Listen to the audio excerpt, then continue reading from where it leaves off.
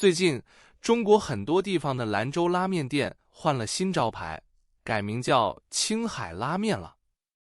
很多人可能不知道，原来全国大街小巷的兰州拉面，差不多有90%都是青海人开的。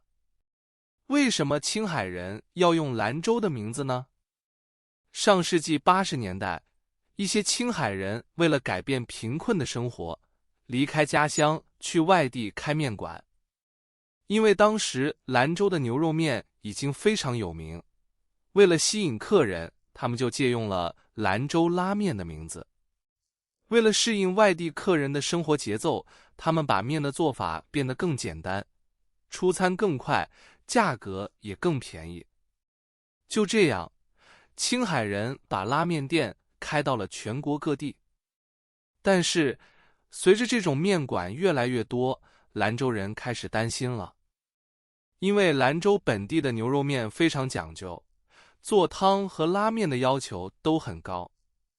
他们觉得街头上简单快速的兰州拉面和传统的味道不一样，影响了兰州牛肉面的名声。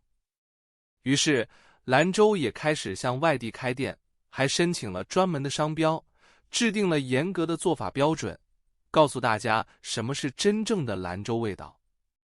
看到兰州的做法，青海的拉面人也慢慢明白，借来的名字不能用一辈子。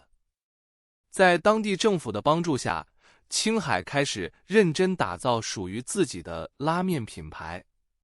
现在，很多面馆老板都愿意主动换上青海拉面的新招牌，因为他们对自己辛苦做出来的面越来越有信心。借用了30多年的名字，现在终于还给了兰州。在这几十年里，青海人的努力让全国人都喜欢上了吃拉面，而兰州人的坚持也保护了传统的饮食文化。现在，两碗面各自走上了不同的路，这也是一个关于勤奋和互相尊重的好故事。